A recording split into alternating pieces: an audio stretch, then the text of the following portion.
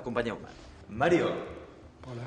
Buenas tardes, bienvenido a La Buena Vida, a TAC 12. Mario Sabán es todo un entendido en Cábala y yo creo que nadie mejor como él para explicarnos la aplicación práctica de la Cábala, ¿no? Mario, ¿para qué sirve la Cábala? ¿Cómo se puede aplicar? ¿Qué soluciones nos aporta para los problemas cotidianos?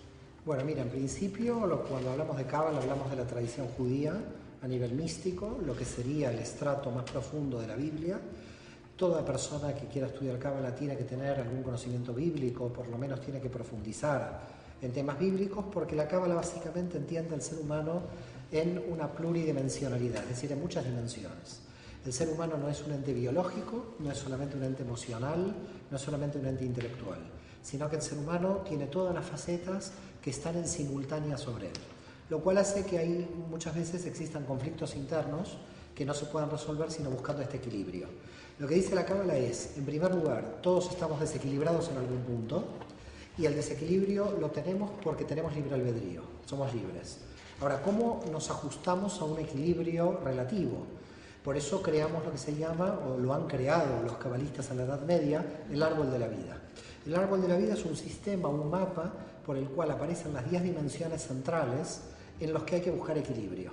Con lo cual, la Cábala estudia esas 10 dimensiones del ser humano, estudia cómo buscar ese equilibrio en cada una de las dimensiones y cómo una dimensión puede alterar la otra. En definitiva, lo que intenta hacer es, en ese ejercicio de libre albedrío, que todos los desequilibrios que te llevan a lo que podríamos llamar el mal o el lado oscuro, lo puedas corregir, en el término hebreo se llama teshuvá, arrepentimiento, retorno, a un equilibrio que está basado en el conocimiento de la Torá. Por lo tanto, la Cábala dice, el punto de equilibrio, la línea de equilibrio es la Torá. La ética de la Biblia hebrea marcaría el punto de equilibrio del ser humano. Ahora, el ser humano tiene 10 dimensiones, cualquiera de las 10 puede estar desequilibrada, no necesariamente una desequilibrada, sino varias, con lo cual es muy complejo el asunto de saber dónde tú tienes el desequilibrio. Esto justamente es el trabajo que se tiene que hacer en la mística hebrea. Hacer un análisis de las dimensiones, después tratar de establecer en esas dimensiones dónde están tus puntos de desequilibrio y en esos puntos de desequilibrio trabajar. Con lo cual, como verás, hay muchas fases para llegar a un real entendimiento, una real comprensión de lo que es la mística. Hablas, Mario, de 10 dimensiones, ¿cuáles serían? Bueno, las 10 dimensiones yo te las puedo decir en hebreo y ir traduciéndotelas. La primera dimensión es Malhut, es lo que llamamos la realidad material.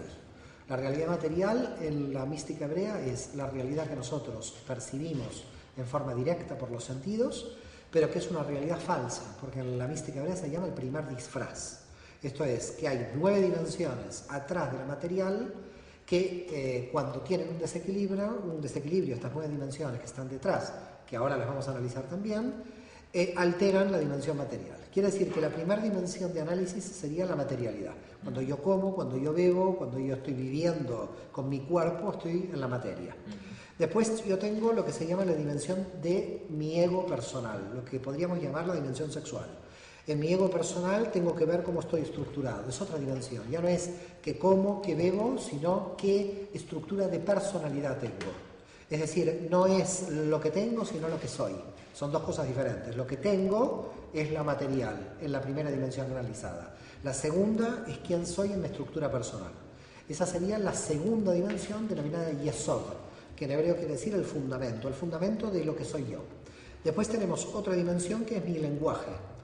Como yo hablo, también yo soy. Es decir, el lenguaje a mí, por una parte, me modela, pero por otra parte, como yo me transmito o yo me relaciono con otras personas, el lenguaje pertenece a otra dimensión de mi personalidad.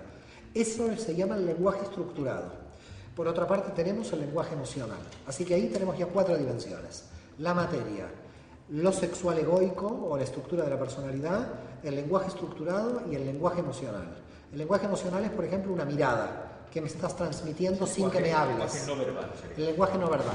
En verdad, ese lenguaje no verbal tiene muchísimo, en la Cábala, muchísimo análisis, en general en el niño, hasta que el niño estructura lo que quiere decir. El llanto del niño cuando una persona es bebé está transmitiendo un lenguaje emocional no estructurado. Lo que pasa es que ese lenguaje emocional sigue perviviendo con nosotros a pesar de la existencia del estructurado. Entonces, cuando nosotros crecemos, tenemos estas 2 dimensiones. El lenguaje estructurado, que filtra al emocional, pero lo intenta clasificar. Hay una relación entre el lenguaje estructural y el lenguaje emocional, pero son dos tipos de lenguajes diferentes. Después tenemos una quinta dimensión que se llama la dimensión del amor, donde ahí estamos hablando del tema sentimental, que ahí ya no tiene que ver con lo personal, ni con los lenguajes, ni con la materia. Tiene que ver con sentimientos internos de relación con las personas. Sería el centro de la tríada emocional. Después tenemos los dos puntos de la misericordia y la severidad, son lo que se llaman habitualmente la dimensión del sí y la dimensión del no. No se puede vivir diciendo que sí porque estás desequilibrado, no se puede vivir diciendo que no porque estás desequilibrado. Tienes que saber decir que sí cuando es correcto y decir que no cuando es correcto. Por eso se llaman las dimensiones del sí y del no. Son muy importantes porque si no las equilibras y vives diciendo que no, pasas a tener un problema de ira, de transgresión. La transgresión es el ser severo, es decir, los dictadores tienen un problema ahí, en lo que se llama geburá, demasiada severidad. Y demasiada severidad es un desequilibrio, pero demasiada misericordia también es un desequilibrio, el que dice sí a todo y termina mal, porque no se le puede decir que sí a todo. Por lo tanto, límites al no, límites al sí. Son otras dos dimensiones, con lo cual ahí, ¿cuántas tenemos ya? 7. 7 dimensiones. Ahora pasamos a las 3 restantes que nos faltan. La inteligencia, que es la que clasifica, la inteligencia mental, la que clasifica la realidad, la inteligencia general llamada sabiduría, que es todos los conocimientos que tenemos en todos los niveles, conocimientos biológicos, emocionales, intelectuales, todos juntos en una misma estructura. Algunos llaman a esa la sabiduría genética, porque son también los conocimientos adquiridos desde nuestros padres, lo que heredamos de nuestros padres, con lo cual ahí está el componente de la herencia. Podríamos llamarla dimensión hereditaria, que somos por lo que fueron nuestros padres. Es esta dimensión. Y finalmente la dimensión de Keter.